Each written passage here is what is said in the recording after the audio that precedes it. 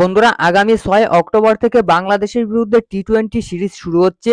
তো এই মুহূর্তে কিন্তু বাংলাদেশের বিরুদ্ধে টেস্ট সিরিজ চলছে। সেকেন্ড টেস্ট খেলা হচ্ছে কানপুরে। তবে বিসিসিআই কিন্তু বাংলাদেশের বিরুদ্ধে টি-20 সিরিজের জন্য ভারতের দল ঘোষণা করেছে। 15 সদস্যের দল ঘোষণা করেছে, যার ভিতর কিন্তু আমরা কিছু নতুন মুখ দেখতে পাচ্ছি। যেমন হর্ষিত রানা, বরুণ চক্রবর্তী, এরা কিন্তু দলে ফিরেছে। বরুণ চক্রবর্তী কিন্তু 2021-এ ভারতীয় দলে ডেবিউ করেছে ওয়ার্ল্ড কাপের ম্যাচে। তারপরে কিন্তু আবারও এই পুনরায় বরুণ চক্রবর্তীকে দলে নিয়েছে আইপিএলে ভালো পারফরমেন্স করার জন্য। এছাড়াও কিছু বড় প্লেয়ারও কিন্তু টি-20 স্কোয়াডে জায়গা পায়নি, যেমন যশস্বী জয়সওয়াল, শুভমান গিল, তারপর অক্ষর প্যাটেল, ঋতুরাজ গাইকোয়াড়, এরা কিন্তু টি-20 স্কোয়াডে জায়গা পায়নি। তো যারা টেস্ট ম্যাচ খেলছে তারা খুব সম্ভবত টেস্ট ম্যাচের ওভারলোডের কারণে জায়গা পায়নি। তবে ঋতুরাজ গাইকোয়াড় কিন্তু গত 2 বছরে ভারতের হয়ে টি-20-তে ভালো পারফরমেন্স করেছে।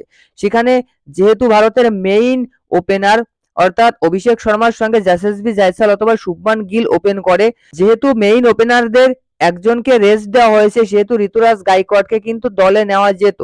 আপনারা ভাবছেন যে অভিষেক শর্মার সঙ্গে ওপেন কে করবে? হ্যাঁ, খুব সম্ভবত সঞ্জু স্যামসনকে দিয়েই ওপেন করানো হবে অভিষেক শর্মার সঙ্গে। তবে যেহেতু মেইন ওপেনার নেই দলে, রেস্ট দেওয়া হয়েছে, সেহেতু ঋতুরাজ গাইকোয়াড়কে কিন্তু দলে নেওয়া উচিত ছিল। অপরদিকে আরো একটা কারণে কিন্তু ঋতুরাজ গাইকোয়াড়কে দলে না নেওয়ার কারণ আমরা দেখছি, সেটা হচ্ছে ইরানি ট্রফি।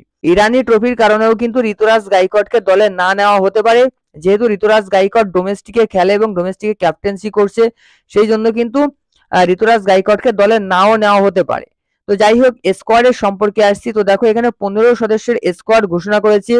এই 15 জন প্লেয়ারের ভিতর রয়েছে 1 নম্বরে Suryakumar Yadav captain, Abhishek Sharma, Sanju Samson wicket keeper, Rinku Singh, Hardik Pandya, Riyan Parag, Nitish Kumar Reddy, Shivam Dube, Washington Sundar, Ravi Bishnoi, Varun Chakraborty, Jitesh Sharma, Arshdeep Singh, হর্ষিত রানা এবং মায়াঙ্ক যাদব। তো দেখো, মায়াঙ্ক যাদব কিন্তু লাস্ট সিজনে আইপিএল এর দুর্দান্ত পারফরমেন্স করেছে, যে কারণে মায়াঙ্ক যাদবকে দলে নিয়েছে। আইপিএল এর মাঝামাঝি পর্যায়ে কিন্তু 2024 আইপিএল এর মাঝামাঝি পর্যায়ে কিন্তু সেই ইনজুরিতে পড়েছিল। আর তারপর জিম্বাবুয়ের বিরুদ্ধে সিরিজে দলে থাকার কথা ছিল, সেখানেও ইনজুরি থেকে রিকভারি করতে পারেনি বলে দলে রাখা হয়নি।